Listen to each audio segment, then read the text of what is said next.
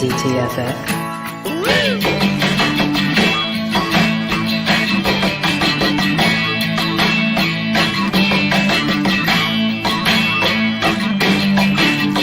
Once again, here is Drinking and Talking Fantasy Football with your hosts, Dustin Lunt and Jake Trowbridge. Hey, happy Wednesday, everybody. It is DTFF. We are back. Sorry for the delay, not coming to you on your normal Tuesday evening if you're going to try to tune into us live here. I had a work thing last night that was unavoidable. So hence, here we are Wednesday. But you know what? We are quasi-professionals, and we will not miss many weeks. Occasionally we'll miss a week. Not this one, though. That's where the quasi comes in. That's right. That's why we say quasi. That's right. Yeah, we've got a great show here. We're continuing our kind of look back at the 2022 season. This week, we are talking about the running back position. But before we get into it, I need to say hi to my favorite co-host, Jake Trowbridge. How are you doing this evening, Jake? So good. I'm doing so good, Dustin. I don't know why I had to say it like that. Good. You know why I think I had to say it that way is because this is the first weekend without actual NFL football in quite some time, and I don't know how to feel about it now coming up. You don't say the Pro Bowl is like any actual football? I do not. I will not concede That's that. Fair. I don't either. Nor could I be coaxed to. Are you going to watch any of the Pro Bowl? Oh, of course. What have I got to do this deep into the winter time on a Sunday? Well, it's probably going to be here in Wisconsin, like negative 10 degrees without the wind chill for what they're talking about. It's supposed to get brutally cold. So, yeah, it's not like you're going to go outside and try to enjoy the winter weather or anything. No. I'm not going jet skiing, I'm just going to be inside. That would be impressive on frozen lakes. I'm just going to say. It might be another weekend, maybe after the Super Bowl, I will try that. But for now, I will I'll watch the games. We talked a little bit last week. Look, they're trying to some extent the fun level, and they know that it's not real football. They've given up that ruse at least, and I respect them. Thank God they've given up that ruse, because that was the worst thing they were trying to do. It's like, no, it's actual, all the stars. No, it's really not. It's like the fourth alternates that are showing up because nobody wants to get injured. Let's be honest. That was the real reason. The season was over. Nobody wanted to have a potential injury that was going to cost them the beginning of the next season in making their money in their very short career. So it's like, I don't blame the NFL players for opting out of the old version of the Pro Bowl. Hopefully now with this flag football and these skills challenges and stuff, some of the big stars will actually show up, and it might be a little bit more entertaining. A little loosey-goosey, maybe a little bit more backyard beer games type of thing. Yeah, a traditional Sunday football, but I would love that as well. Yeah, same here.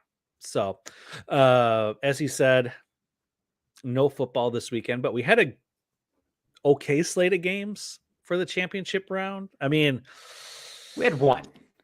It was one, yes. I mean, it's just, that San Francisco game, disappointing, obviously, with the injury to Brock Purdy, and then their fourth-string quarterback getting injured with Josh Johnson. And so Christian McCaffrey came in and threw a couple passes, and, not as many as I would have liked. I know they really should have just leaned into it, but Brock Purdy basically came in and just handed the ball off the rest of the game for when San Francisco was on offense. So it's disappointing because that was shaping up, on paper to be a really great game. I was really excited for that one, but that's too bad. Yeah, the other game over in the AFC, that was much more enjoyable. Let's put it that way.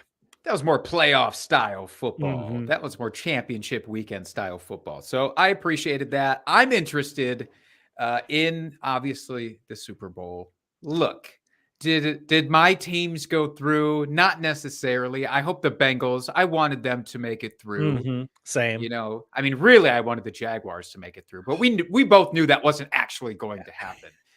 But I wanted the Bengals to make it through. They didn't. The Chiefs did. I don't care what anybody says about the officiating. I get it. Mm-hmm. I still just think, you couldn't beat a hobbled Patrick Mahomes. And so it is what it is, But I'm disappointed.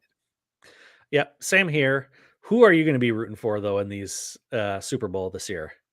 I always appreciate an underdog, and the closest thing that we have to it is the Eagles because they have won the furthest back now for a Super Bowl, even though that was like 5 years ago when Mhm. Nick Foles came in and won. The Chiefs they've been to too many now at this point. They've been to too many championships games, too many Super Bowls, where by default they're not the underdog. So I have to root for the Eagles. Yeah, Who are I'm you going to rooting root. for? I'm rooting for the Eagles as well. I guess because NFC, Packers are in the NFC. Root for your conference. I guess. I don't know. I don't have a really reason why. It's just I just don't want to root for the Chiefs. I guess I'm maybe it's psyched for because Jalen Hurts. maybe I it's do. because the Chiefs played the Packers in the first Super Bowl, so there's just that underlying like I can't root for them because the Packers played them in Super Bowl one. I don't know. I'm stretching here. It's in the DNA. That's all. It's in your DNA. Yeah, I guess. I guess. Well, as I said, we got a great show. But before we get into it, Jake, what are we drinking this evening? Or what are you drinking? We're drinking different things tonight. We've diverged. We've diverged this week. I am drinking a Saturday. It's a brand called Saturday Beer, which I just really like their brand name. But it's an unfiltered Pilsner. Very simple, very Oh, straightforward, nice. Is it very clean, clean and crisp. crisp?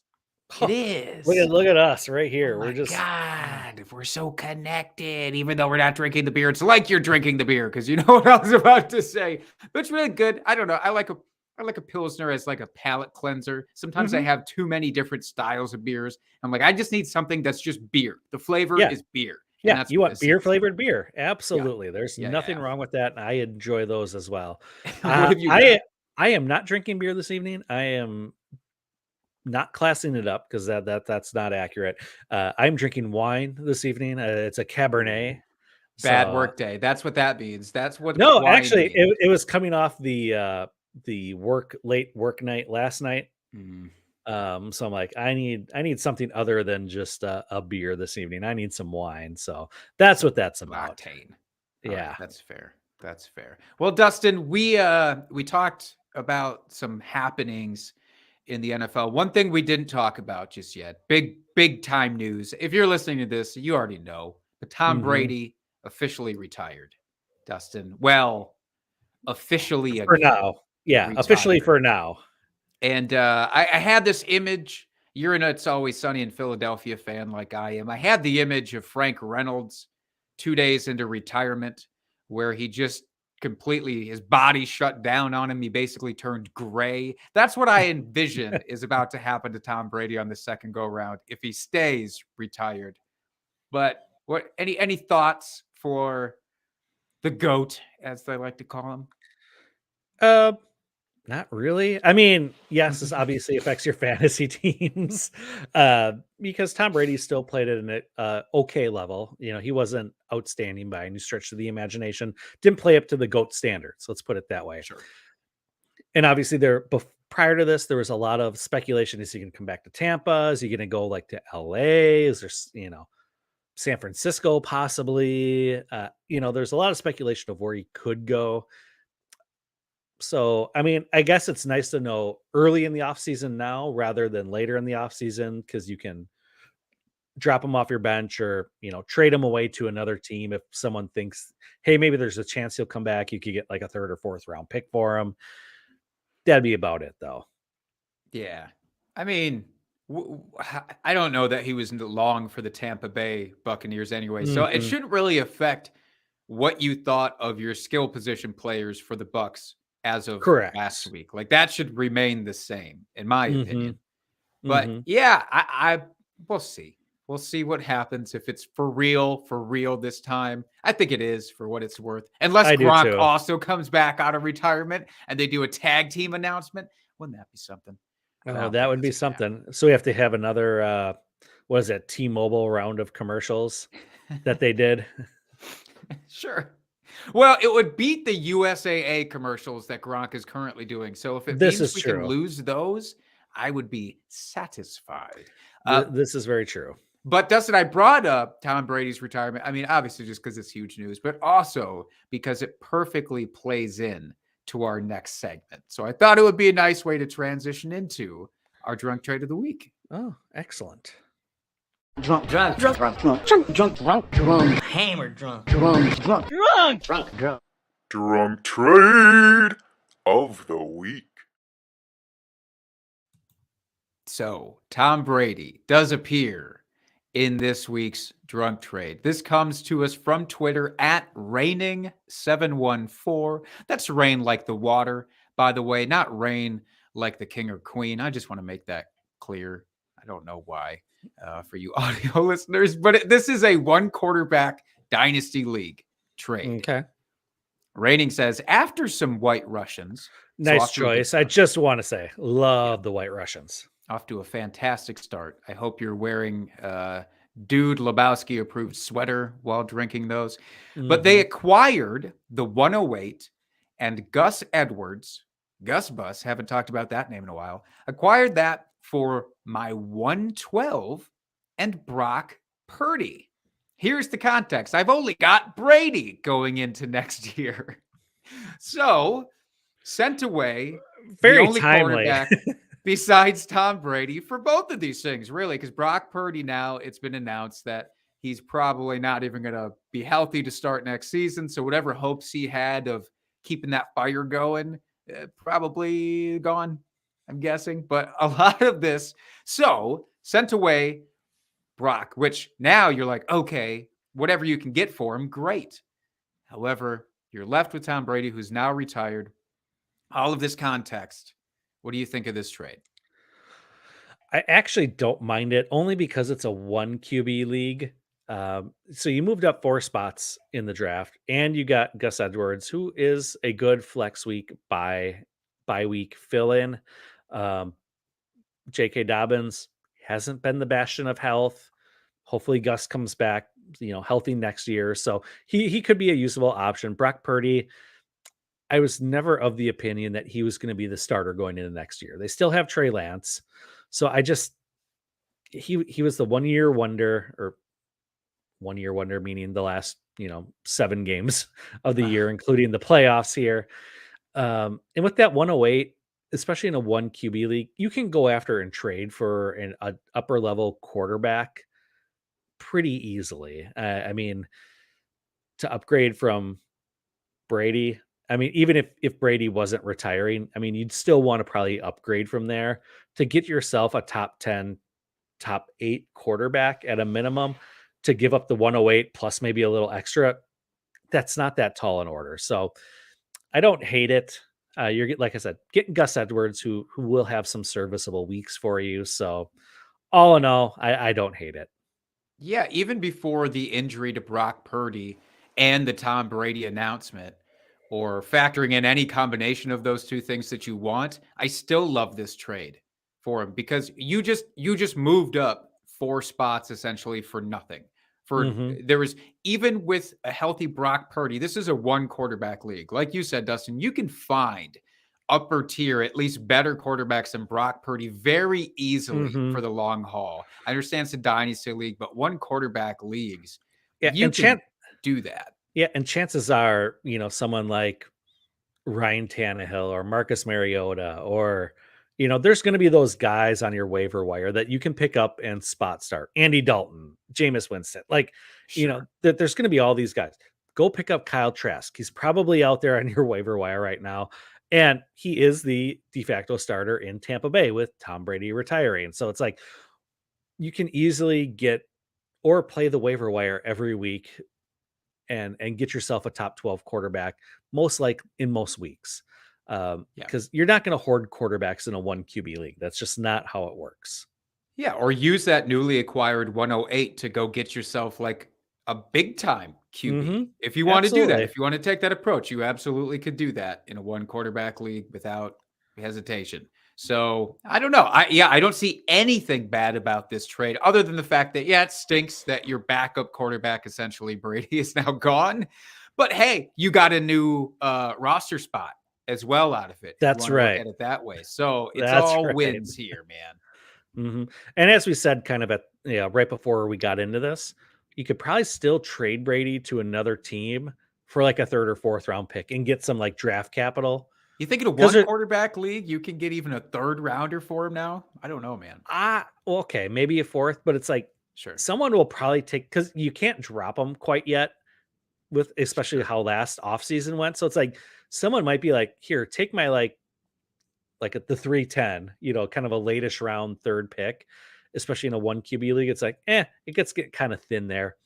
I'll take the chance that Brady could unretire and come back later in the offseason, Sure. and then I'll have a starting quarterback. So you could That's- always try to trade him and get additional draft capital, which therefore you could go use in getting your quarterback of the future. There you go.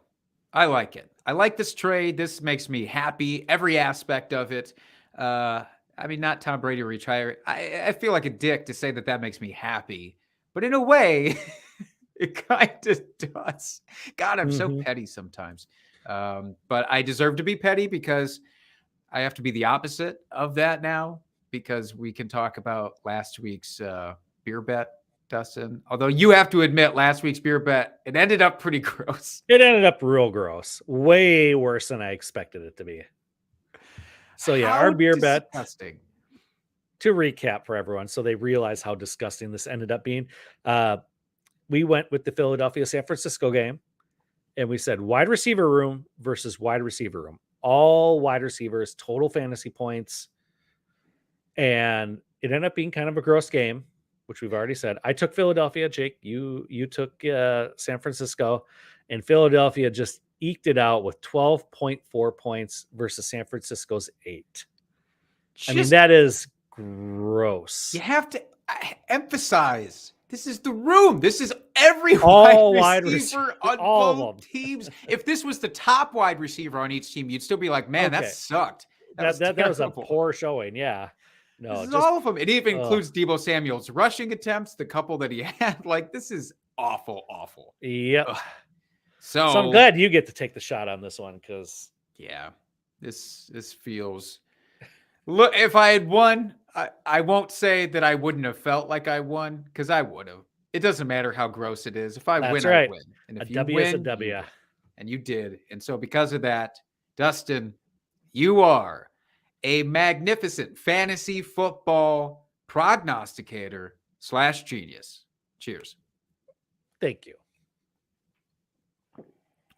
Woo! Ha! Hit that whiskey.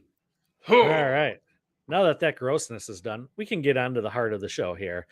Talking running backs. So I will go through. Start us off by letting us know or reminding us who the top 12 running backs are, total points. I'm not going to do points per game. We're just going to go total scores. So here we go. 1 through 12. We had Austin Eckler, Christian McCaffrey, Josh Jacobs, Derrick Henry, Saquon Barkley, Nick Chubb, Ramondre Stevenson, Tony Pollard, Aaron Jones, Joe Mixon, Dalvin Cook, and Leonard Fournette rounding out the top 12. So, Jake, let's start off here. What surprises you most about the top 12 in total points for this season? There's one name that should probably surprise me the most, and yet it's not. If the outside world is looking at this, maybe they thought, what in the hell with Ramondre Stevenson? Like, how did a New England Patriots running back get into the top 7 running backs in total? And it's not like in points per game, he was outside of it either. He was the running back 10 in points per game. And that's the one that should have surprised me the most. And it's not. Nick Chubb actually surprises me being one spot higher at 6. I had all but written him off as an RB1 for the season. I didn't believe that the Browns, without a real quarterback, in my opinion, for basically the duration or all of the season. I'm glad that you consider Baker Mayfield a real quarterback. Well, look, did you see that one Rams game this year? I mean, come on. Baker Mayfield is the shit, right? No, it just seemed like, and it's not even anything against the team overall, I guess, but it really was like quarterback situation is disgusting. Nick Chubb doesn't catch a lot of passes. He's not going to be a PPR god. I didn't think that they would find themselves in too many scoring positions for him to get many touchdowns unless by his own sheer will, Derrick Henry style. And he did that. I think I just discounted how good of a running back Nick Chubb actually is. And it's not pretty. And for fantasy, him and Derrick Henry are kind of the 1-2 punch there that you wouldn't expect, that defy the odds maybe. And so I was a little bit shocked he was that high. Did you feel that way about Chubb at all? A little bit. I expect him maybe be like top 10-ish. But the one that really sticks out to me is Josh Jacobs coming in at number 3 overall. Granted, I expected him to have a very good season. We saw the usage last year really tick up. He got more involved in the passing game, which you like to see. But I did not expect him to finish number 3 overall. And it's not like in the top 12 running backs that there was running backs that missed significant time this year. Where like last year there was like Derrick Henry got injured, which, you know, he was having a freakish season, so it didn't matter because he was still like well within the top 10 at the end of the season. But yeah, it's not like guys were missing this year. The running backs stayed relatively healthy. So to see Josh Jacobs as the number 3 overall, I mean, I did not expect that. I was like, okay, he could finish top 10, top 12-ish, you know, a solid RB1, but did not expect this whatsoever. Did not get him in any of my numerous best ball teams, I will say. I had passed on his upside. I had thought for a baseline, sure. Josh Jacobs, that's fine if that's what you want. If you want somebody who's going to get you those mid-range RB2 numbers, sure. And he might even be a value, I guess, at that point. No fucking way did I think a top 3 finish was in his range of outcomes. So I do agree with you there. He's in a real interesting spot for next year. I don't know what's going to happen with him. He's still young, though. Yeah, isn't he like forever 22? I should have said forever 21. That would have made way more sense. No. I'm sure that's like a licensing issue. We really can't that's technically fair. say that. Forever 22, I think that's the right way to go. But for real, 24. Though, I would say he's so young yet. He came in very young into the league. So, yeah, and the Raiders obviously did not decide to pick up his 5th-year option. So he is a free agent. So it'll be very interesting to see where he goes this year. Does he stay in a system that works for him and maybe takes a little bit less money knowing he is going to be the feature back? Or does he try to maximize his youth here and get that big contract somewhere else? It'll be interesting to see. I think Josh Jacobs this offseason ruins the running back market for the older guys. Like your Saquon Barkleys, who admittedly said he would go back to the Giants, but he is a free agent. He could go anywhere. But like those range of fellas, I think are going to find a tough time with somebody like Jacobs being on the market. I just think he's going to kind of crater that for him. I'd say there's a good number of teams that if he goes to, though, I'm really interested in Dynasty for that reason. Again, he's only 24. I just don't know that the market is really believing in Josh Jacobs as like an elite guy. And I don't know if I think he's elite, but I think he's worth decent amount in Dynasty. Yeah, I agree. Same here. And I just want to touch on one other surprise for me, and that's Tony Pollard coming in at number 8. I mean, personally, I had higher hopes for Zeke this year. That did not work out for obvious reasons, but I also did not expect Pollard to produce as well as he did with Zeke's kind of decline that we've seen. So the fact that he did it, and he's a free agent too after this year. I mean, there's a lot of these kind of perceived mid-tier running backs that are free agents this year, which will could make for a very interesting offseason. It's going to be fun when the free agent market opens here in about 6 weeks-ish, mid-March. It's going to be interesting to see how that all plays out and how some of these backfields shake up. Yeah, you say that. I always think we overestimate how many moves are going to happen every single offseason. That's fair. But there's got to be some of these guys shifting around. And speaking of the Cowboys here, did you see or did you hear that Mike McCarthy is going to take over play calling duties allegedly in there? So how does that make you feel about Dallas players in general? It does not make me feel very good about them at all for fantasy because he is a bad play caller. Well, let's not even say he's a bad play caller. He's just good enough to not get himself fired. Like, he's not going to do anything drastic enough where after, 8 weeks, Jerry's going to be like, "You're out, you're done." He'll never do that. He Well, will do Jerry just enough. doesn't do that either. Like, he would never fire someone in the middle of the season.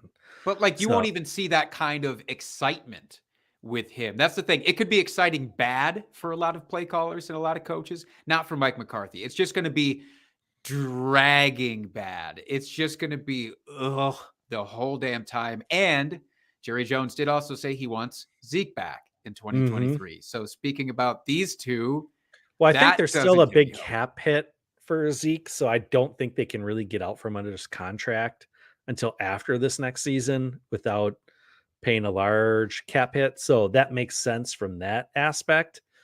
But I mean, honestly, at this point, since we're talking about it and it is running backs, let's assume Tony Pollard re-signs with Dallas this year. Do you think Pollard becomes the lead back? Or is it kind of what we saw this year where Zeke will be maybe like the first and second down thumper, kind of grinding out those tough yards, and then Pollard comes in as the third down back or the pass catcher or the electric guy that'll make some plays? Do you think we'll see more of that? Or do you see Pollard like being like the 1A and Zeke maybe taking that back seat since he is a little long in the tooth and not quite as a great playmaker? Yeah, I I talk a lot of shit about Mike McCarthy, about Jerry Jones, and their ineptitude in a lot of ways. But I can't imagine anybody saw what just happened with Tony Pollard on the field versus what happened with Zeke on the field and said, "You know what? This is fine.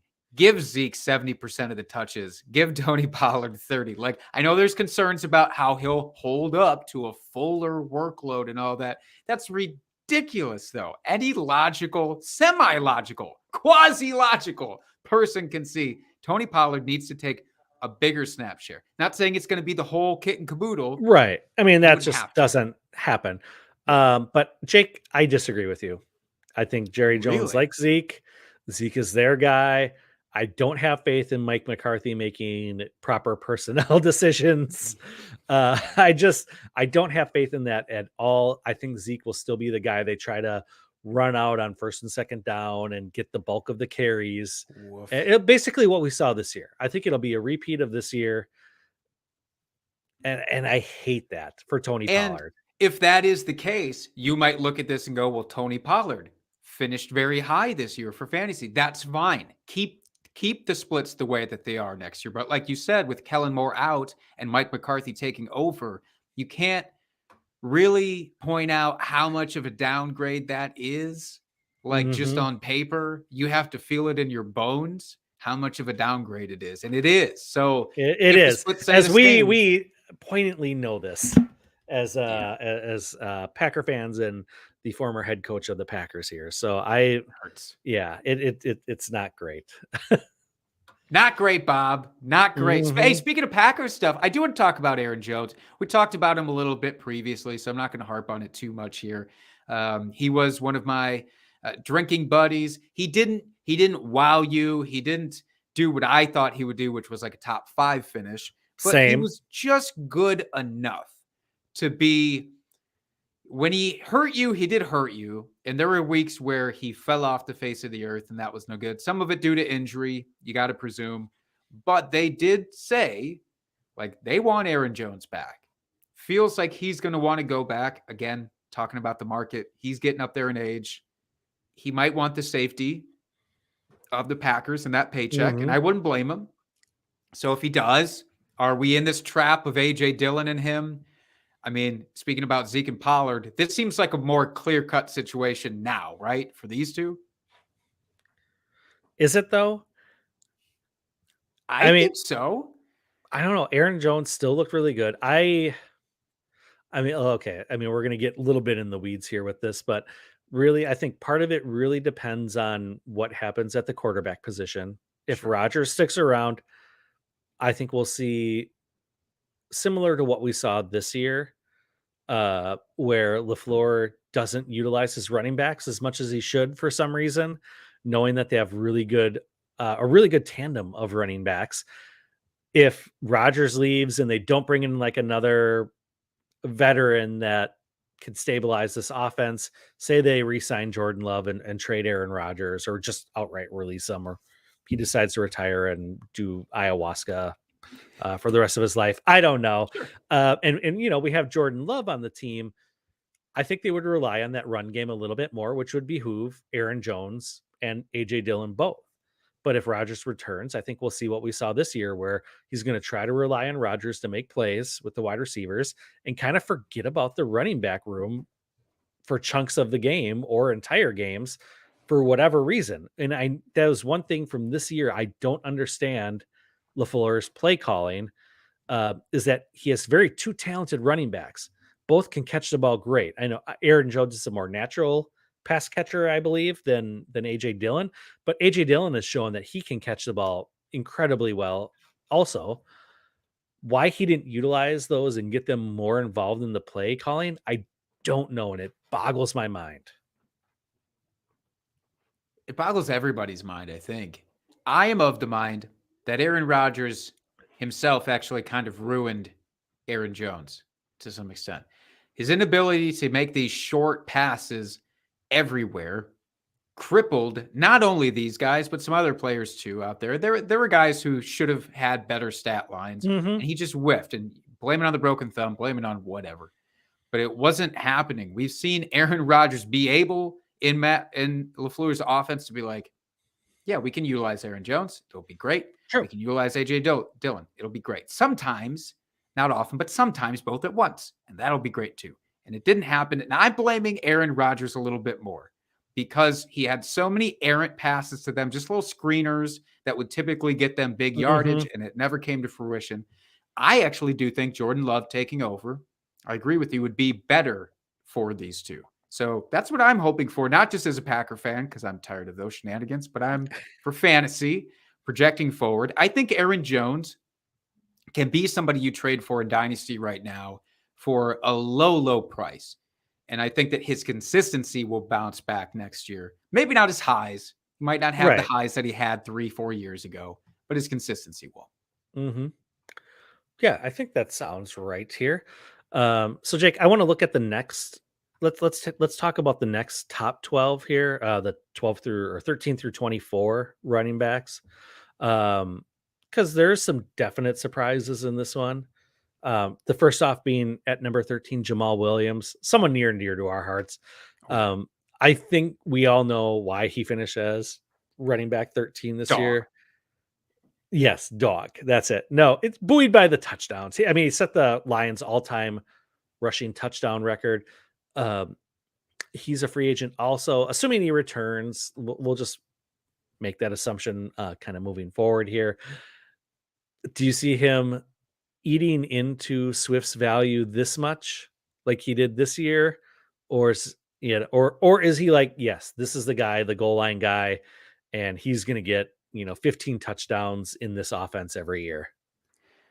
Yes and no. He's not going to get, I don't think he's going to get 15 touchdowns every year, but I do think he's going to continue to eat into DeAndre Swift's workload as long as he's around, because he's a Dan Campbell type of guy. He's the heartbeat of the team type of running back.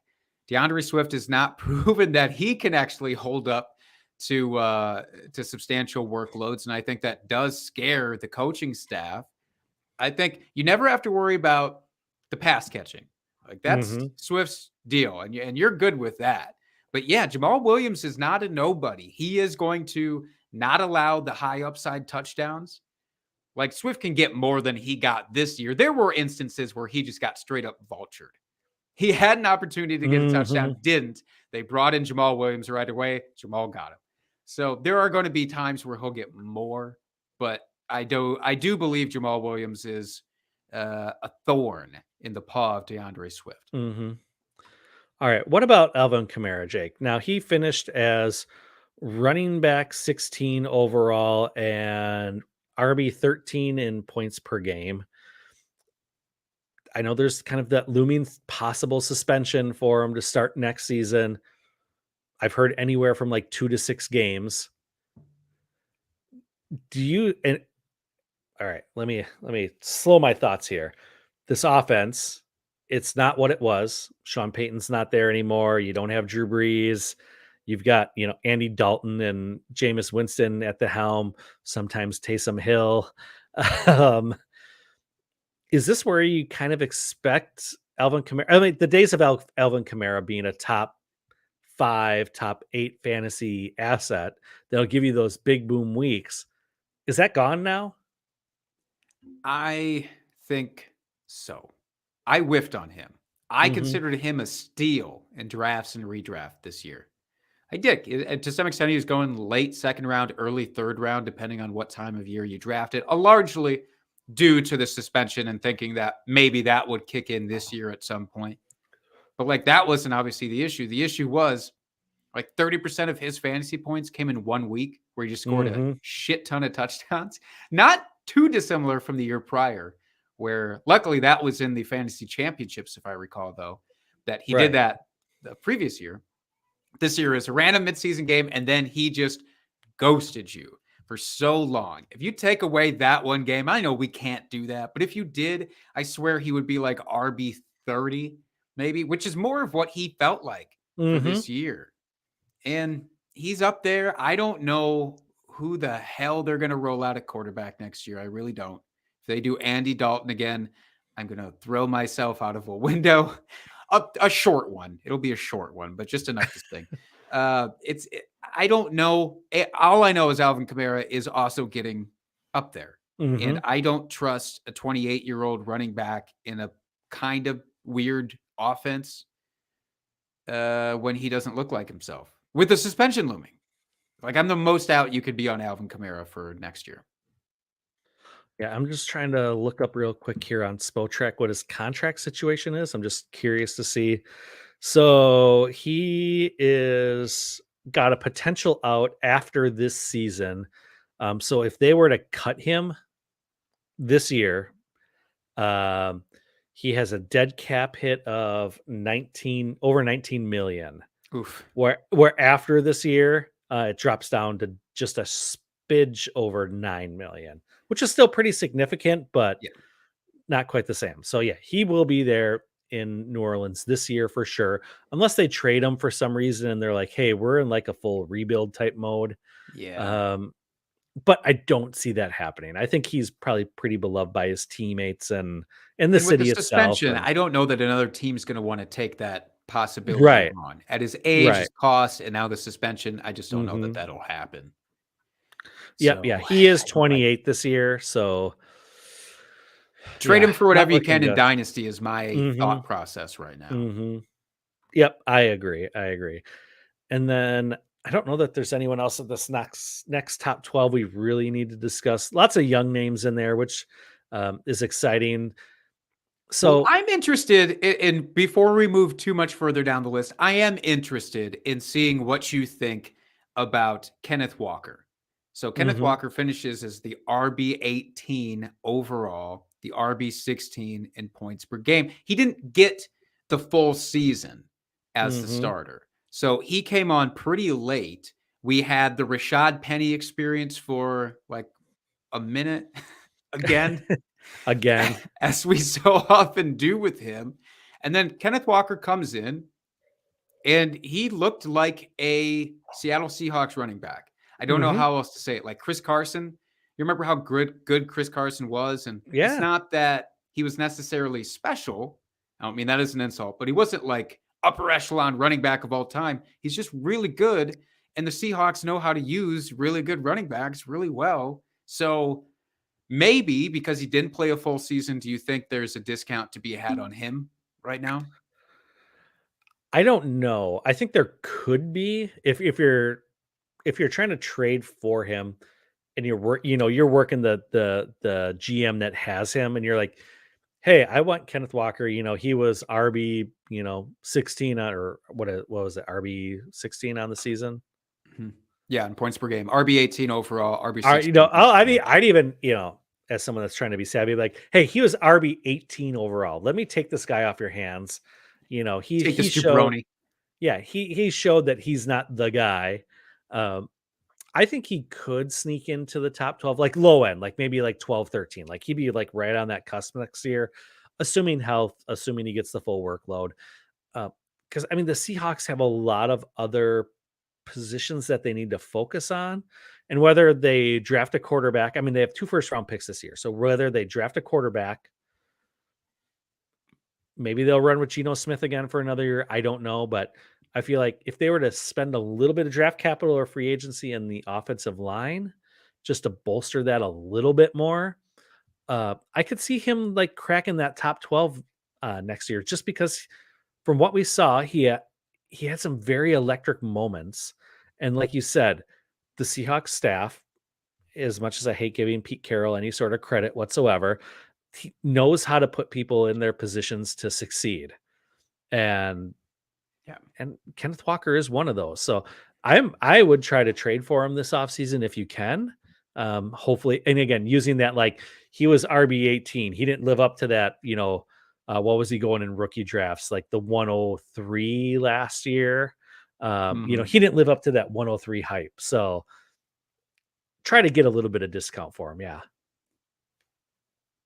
I think it'll ring a little hollow to anybody who has him on their team of like, he didn't live up to expectation. I don't know that you're going to see those people be like, yeah, he was RB18 because it You felt a lot never better know. than that. And it is a lot better. That's true. You I can think try. though, there is something to be said for when you're on the clock in rookie drafts, when that comes around, I do think you could very, very easily trade less than what you acquired him for to Hmm. get him in that moment. You get him for 103 last year. I think you could get him for something like the 106, 107, maybe even just a tad further down Hmm. because people get hyped up for rookie drafts. They want the newness, they don't want the oldness. So I like that. Yep. Yeah. Oh yeah. Maybe like a 108, 109, and then like a random third round pick or something too, just to Yeah. sweeten it a little bit.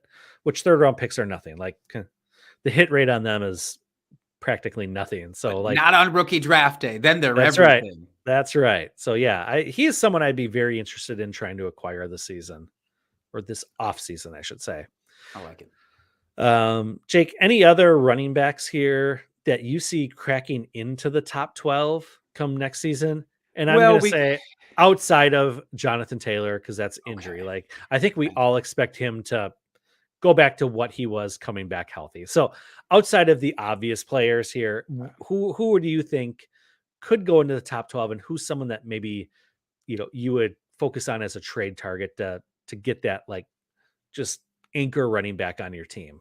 I'll be honest. If I'm trading in Dynasty right now, and this is a great episode to talk about this briefly, I don't trade for running backs at this point unless it's somebody like Kenneth Walker, where again, I feel like maybe there's some sort of value to actually be gleaned. He's so young, there's no worries. I The say you rest of got the these youth on guys, your side. Yeah. yeah, the rest of the guys, even Damian Pierce, very young, Texans finished as RB27. Front half of the season, Damian Pierce looked fantastic. And he could still very well be their starter for next year. Because again, they have so many holes that they need to fill, so many positional needs that Damian Pierce should get the opportunity, I think at least, to be the guy Mhm. next year. But do I really want to risk trading for him now? Giving a second round pick probably at this point still to get him? Nah, I don't think so. I'll wait it out. I'll wait until closer to the season and trade for somebody maybe still like James Conner. Didn't talk about him, RB19. He's getting up there. And I understand he's still up and down. He's hot and cold. But I'd trade less draft capital potentially closer to the season to get the locked Mhm. in starter, even though he's older. I don't care. Yeah, I think that's fair. So, really, out of this, our top 36 here that we're looking at, there's really no one else that you're like. I have a hard feeling this guy could crack into the top 12, and maybe I want to go after him. Not really. Like as much as people love Rashad White, and I appreciate what he did this year with the Bucks, I'm not buying into that level of hype. I think he's a good utility guy. He'll have a role. He'll be fantasy relevant, but top 12, I don't see that in his range of outcomes at all. And nobody else on this list. I mean, Antonio Gibson, no, I'm No. just done. I think with Antonio Gibson of that level of thinking he could be at that level. hmm Yeah, there's two guys here that I think I'm going to try to go after this offseason. Obviously, not in the fact that I'm convinced they're going to be elite level running backs next season, but I think they have the potential to improve what they've done, and I feel like they're at a bit of a discount right now. And that's Miles Sanders is the first one, finished as RB 15 this last season, 19 in points per game. I feel like he's still very underappreciated, and he had a very solid, consistent season. All these pieces are coming back for Philadelphia next year. So there's no reason to think that his role is going to change. So I feel like he's a very solid guy to go to. And he could, like I said, he was RB 15 on the season. He could very easily jump up a few spots, be an RB1 for your team. Like I said, very consistent this year. And the other one is, and this one's probably going to be a little bit tougher for you to pry away from GM out there, and that's Travis Etienne.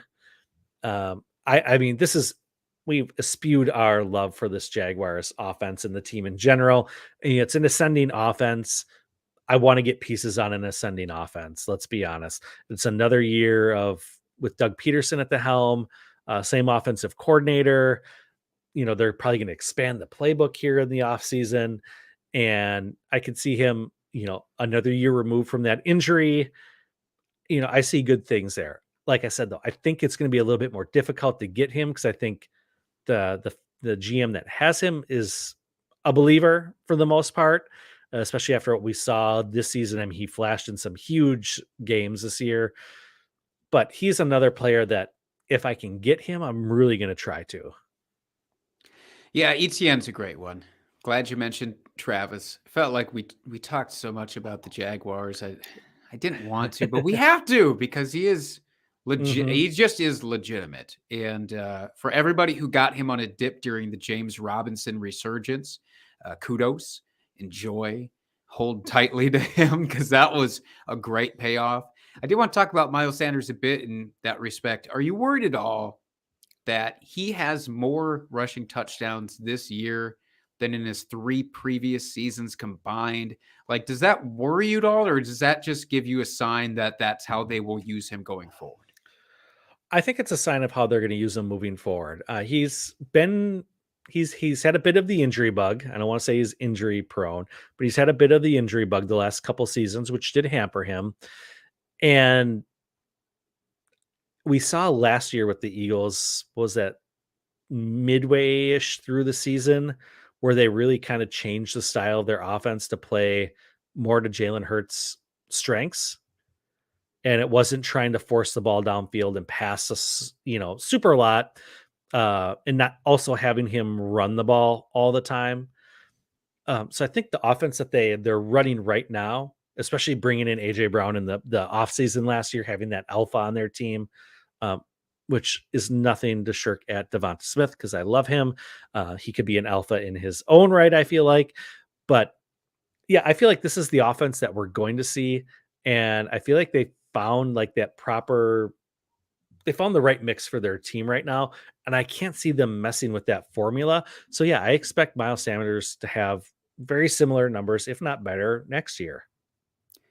I like it. This draft class from a few years ago, where everybody was so tepid on them as for fantasy, the 2019 draft class, Josh Jacobs, Miles Sanders, David Montgomery, who we haven't talked about, but did sneak his way into the top 24 this season, even on Mhm. the worst of teams that we've seen in quite some time, still found his way to be an RB2. Like those guys are finding ways to continue producing. And I think they Mhm. will all have some value going into this offseason. Montgomery, I don't know if he'll stay with the Bears, and I kind of hope he doesn't. I hope he finds his way to another RB needy team this offseason because I'd be interested in him again. Well, in the words of the famous Ian Malcolm, life finds a way. Indeed, it does. Indeed, it Yeah. does. All right.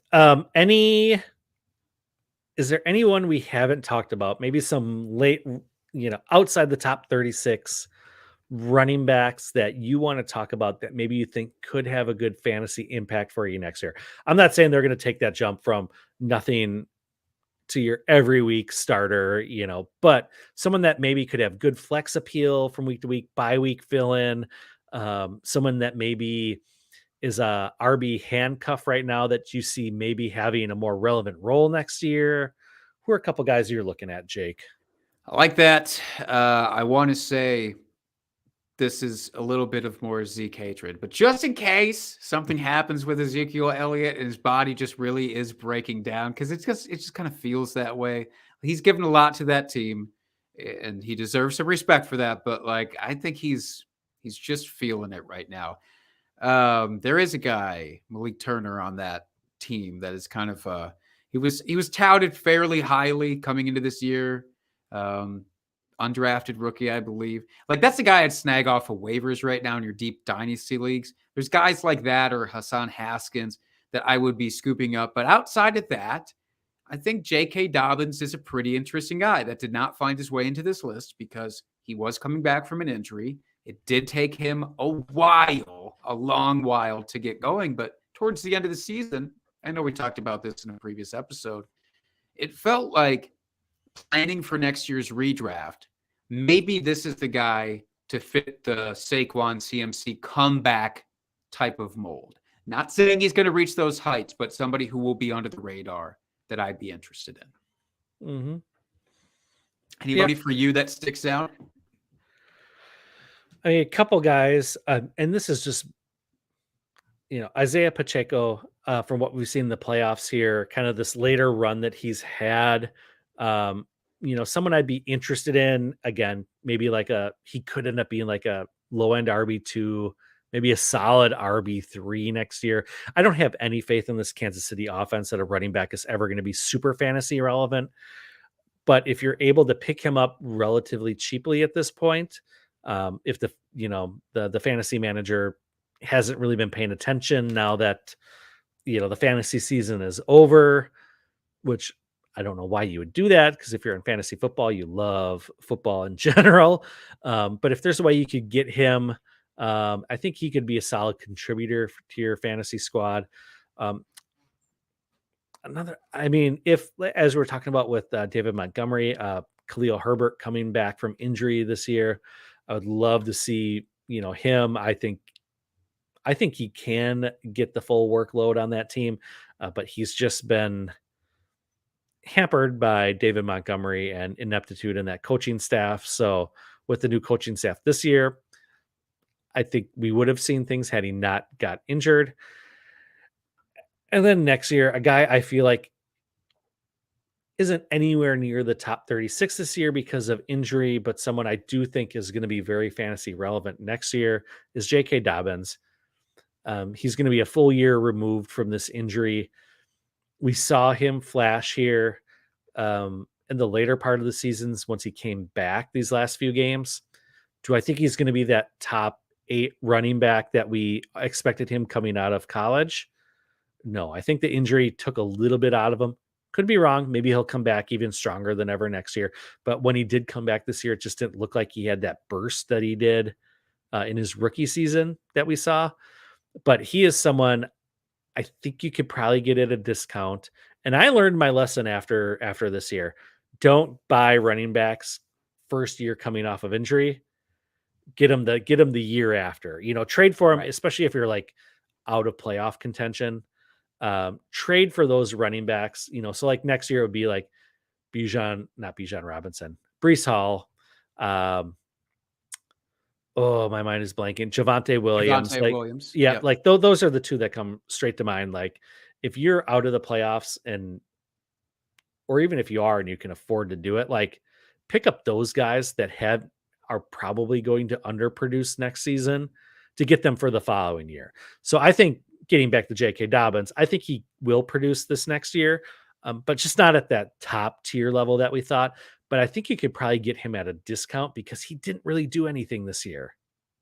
I agree. I might break my own rule about trying not to trade for running backs at this point. Again, besides some exceptions, it feels like there's a growing list of exceptions, and he's on it right now. So I'm with you. I like that we finally matched up with J.K. Dobbins, by the way. I feel like we've We always did it. been so high, a milk cereal situation, but now we're at the same level, and that makes me happy. Mm-hmm. Definitely. Who else do you want to talk about, Jake? I really don't have much more to say about our running backs going into next year, but if you've got someone in particular you'd love to talk about, let's lay it on me. There's no one in particular that I want to talk about. I do just want to put out sort of a philosophy, adding on to what I've talked about with trading running backs for our dynasty listeners. So at this point in the game, I feel like most people listening are dynasty players. So if you are planning to trade running backs and you want to do that, do it now when they are still the best running backs, when they're fresh in everybody's memories, and you don't believe that they're going to increase in value, even if you think they might stay at the same level of value, but there's a chance that they could go down, this is the time to trade them for picks. And then again, in a couple of months' time, few months' time, whenever your rookie draft is, take those same picks, either draft one of the running backs coming in. Bijan Robinson is obviously the guy. That's the name everybody wants, but draft somebody or use that draft capital to then trade for, at that point, a different running back, maybe of the same caliber that you could get for a bit of a discount. It's the cycle of the offseason that I think impacts this position more than any other. It's just, here's the high of it coming off the season. Then we get into the doldrums. We get into the rookie draft season where people are just losing their shit over picks. And then coming out the other side too, it's going to be much harder to acquire them as we get right up to the season. Use your own value. Use your own judgment. Again, there's situations like a guy like James Conner that I said, I'll wait, trade for him later once he's locked in. It's a matter of question marks, Dustin, and how much you're willing to pay for the question mark or how much you want to get it off your team and what kind of value you want. But know a plan. Have a plan ready. It's like a fire drill. Know what you want to do and be ready to execute. Yep. That is great. I love it. I have nothing more to add to that, Jake. So wow. Good last words for the show this week. Woo. Any parting words now before we sign off for this week? Super Bowl is going to be here and then it's going to be gone. So get ready to feel that at the end of it. There might be some relief. I might be even a tinge relieved once the Super Bowl is come and gone, because then it's the non-point scoring season, which is official. I mean, it is already, but it's already is officially over. Mm-hmm. And there's a certain fun to be had in that too. That's right. Looking forward to it. And it really comes to just all speculation and looking forward to next season, which is half the fun of fantasy football, is just talking about what could be instead of reacting to what happened week to week. We get to be like, ooh, what if this guy goes here? Ooh, what if this trade happens? Ooh, what if this rookie? It's all fun. Like this is when things really get fun. And let's be honest, the slate after the football is correct, but after the Super Bowl, after the Super Bowl, the slate is wiped clean.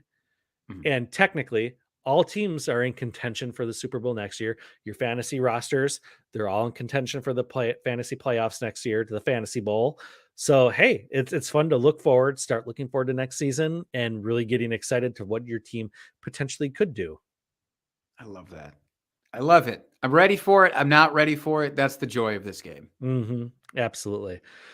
Well, folks, that'll do it for us for this week. Thank you for joining us on this Wednesday evening if you joined us live. If not, join us on Tuesday next week. We'll be back at our normal scheduled time, unless, of course, some emergency comes up again. But no, we'll be here on Tuesday next week. Please give us a rate review anywhere you find your podcasts. Subscribe to us on YouTube. You get the alerts when we go live every week, so you can catch us on an off night, say like a Wednesday like tonight. Follow my lovely co-host at Jake Trowbridge on Twitter. You can follow us at Drinking Fantasy on Twitter. Hit us up with any of your off-season fantasy questions. If you have any other takes or questions, whether it be music, food, whatever, we are here for you to answer all your questions. If you so choose, you can find me at FF Dusty Dog, but let's be honest, go find Jake. Go find our podcast handle. That's the way to go. And until next week, folks, keep drinking and talking fantasy football. Cheers, FFers.